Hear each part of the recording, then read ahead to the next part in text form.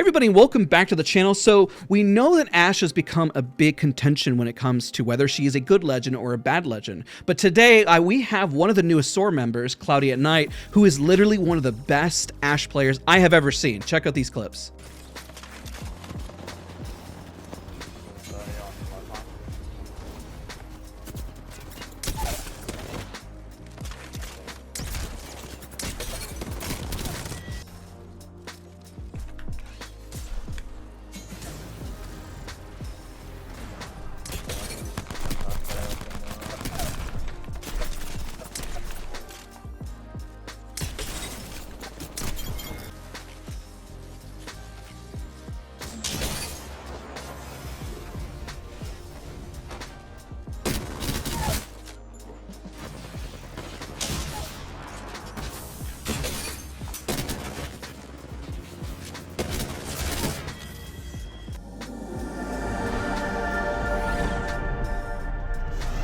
So, Cloudy, I have to ask you, is Ashe even a good legend?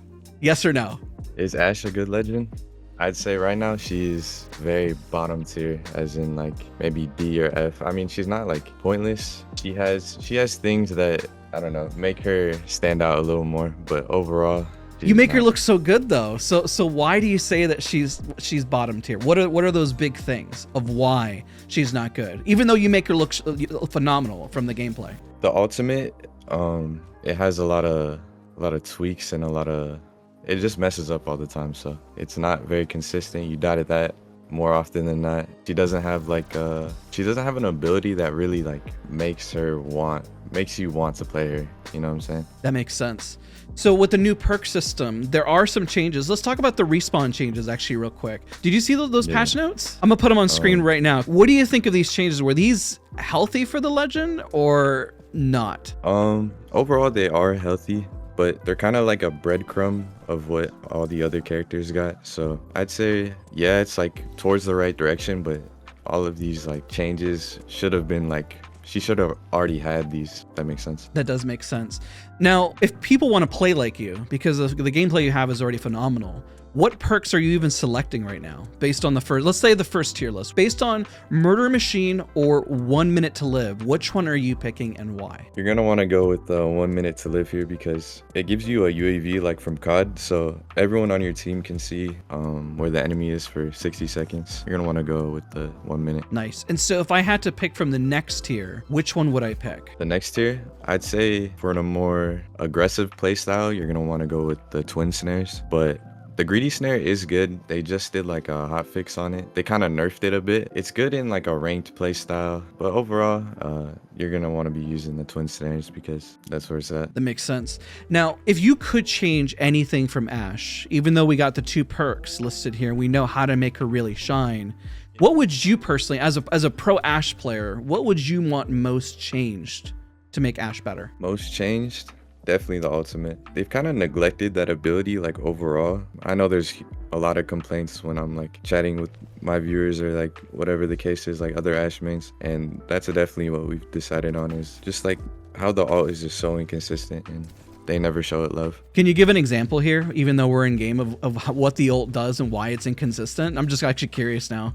So there's no like zoom feature or precise, like when you place your crosshair, like say I wanted to like go up here, move your mouse up and down. Yep.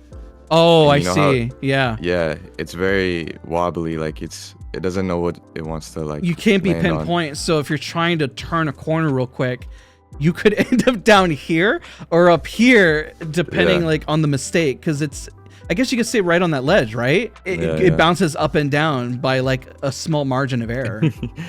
Yeah, so it's very just like if you're in the heat of the moment, like it will just throw you off and you'll probably just end up down here and then you'll just, you know. So how do you counteract that? So what do you, because in some clips you use the ult and you make it look so good.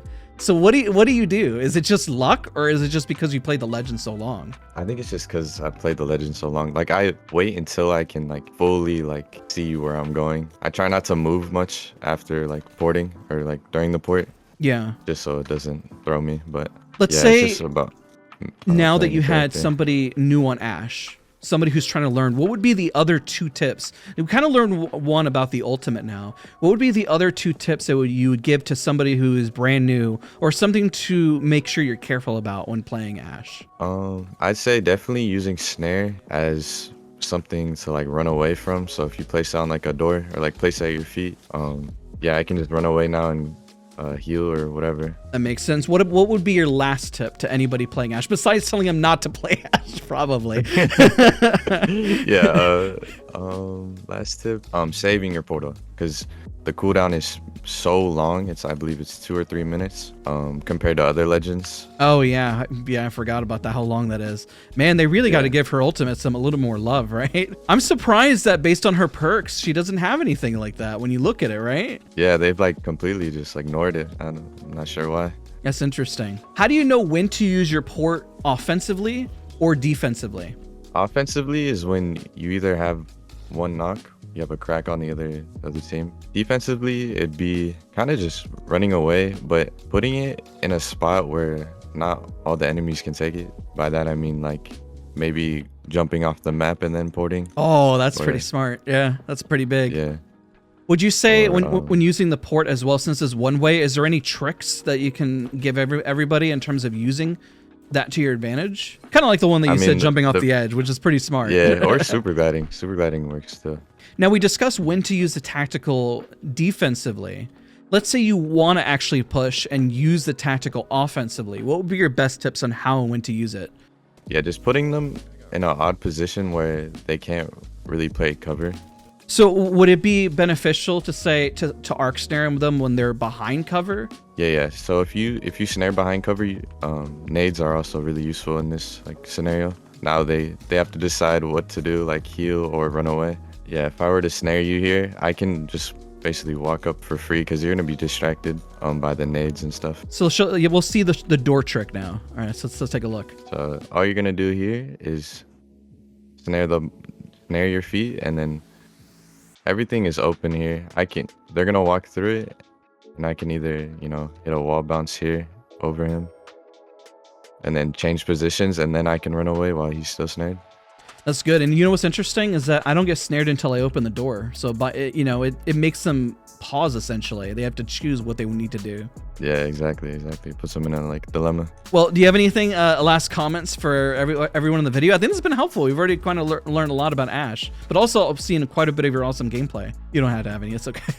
I have a last comment for you guys. Okay. You got to check out his gameplay. It's some of the best Ashe gameplay I've ever seen. The meticulous detail to this legend. I know, again, with the ultimate, it takes thousands of hours to really master, but Cloudy, could you imagine if Ashe was meta and what he can do? Go check out his Twitch channel. Everything's in the links down in the description down below, and we appreciate you guys all for watching the video. Cloudy, thank you so much for the tips from today. Yeah, no problem. Pleasure. All right, we'll see you guys all real soon.